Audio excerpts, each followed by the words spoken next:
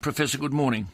Good morning. Thank you for your time. What does this mean, this platform, a National Gender Centre and a Commissioner for Sexual Orientation? What's this mean? Well, you know what it means. We better enjoy this conversation because this may be the last time we can speak about it without my getting deregistered and you getting into trouble, because part of the platform is that they will regulate, is their word, broadcasts that are that don't go along with the ideology of gender fluidity. Gosh. So this may be the last time. There's a very, very serious business. It's a dictatorship by Rainbow Labour. We will not be able to discuss it. I could be deregistered easily under the new framework. Anyone who delays sending a child who's confused about gender for treatment will be in trouble.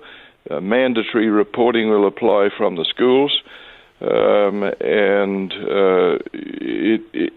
that will lead to the social affirmation, will lead to blocking of puberty with drugs. They say there are no side effects, but researchers throughout the world, I've been to visit these places in Glasgow, for example, so there are very, very serious side effects to this so-called safe blocking of puberty. Then there's the giving of cross-sex hormones to children, and then there's irreparable operations. And this is the pernicious aspect of it. They say that removing breasts, mastectomies in young girls, is a reversible procedure. Reversible only because of silicon sacs, as if the breast had nothing to do with breastfeeding and all that sort of stuff. There's a whole lot of nonsense, a whole lot of dissembling wordage. Frightening. And then they ban conversion therapies. What's that mean?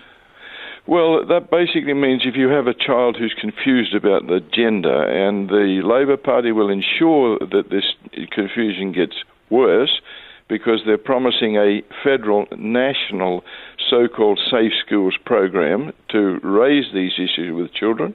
And then there's of course, access to the web. So anyone, child who's confused about gender, the only thing that a doctor will be able to do is to send the child in the direction of gender-affirming clinics.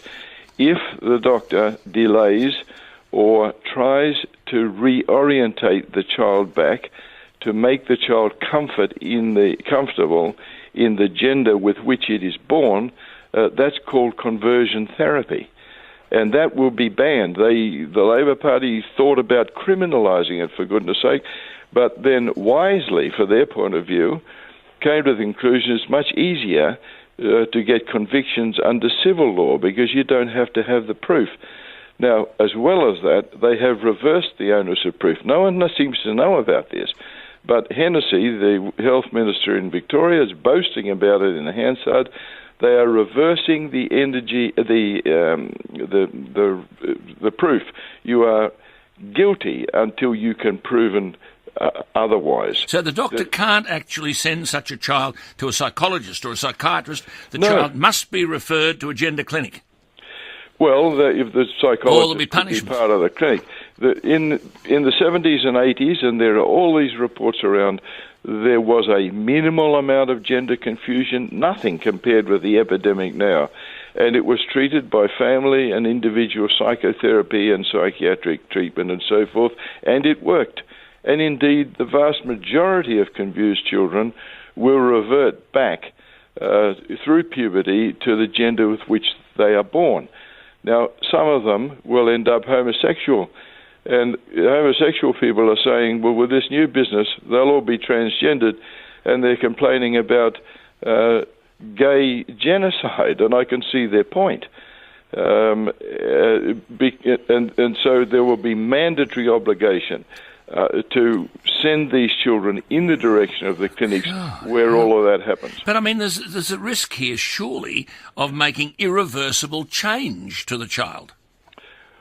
Well, this involves urogenital extravaganzas on their genitalia and their plumbing to try and mimic the appearance of the external sex, as well as mastectomies if there are girls. These are irreversible changes. But not only to the external, there are irreversible changes to their brains. this is what people have found in universities in Glasgow and Norway and so forth, that if you they put sheep, prepubertal sheep, onto the blockers, and found that this affected the limbic system. This is controlling, evaluating, motivating center within the brain. This affected it. 200 genes were upregulated, 100 genes were deregulated, and the sheep were far more emotionally labile, and they couldn't remember their way out of mazes. And it lasted. Now, all this is known, and yet the people propounding this treatment say that the blockers are safe and entirely reversible. So we are dealing with the child's brain. This is a chemical lobotomy. We used to do surgical lobotomies on people who didn't think straight, and now this is a kind of chemical lobotomy on vulnerable, exposed children who are confused. And from my mind, that's completely wrong. Goodness me. We're going into an election, and apart from this interview with you, now, where has this been discussed? This is a matter surely of significant national concern. Well, that's what astonishes me. How can they reverse the onus of proof and get away with it with one paragraph in Hansard? This is a tremendous democratic tradition which has been overturned in this. How can they say we're going to regulate broadcast? They will do this as their promise. How will they regulate people who are treating? They will have a forced curriculum of Professor, education. listen, I've got to go to the news. We're going to come back and talk to you again on air. Well, you better do it before the elections, because this will be the last time, Alan.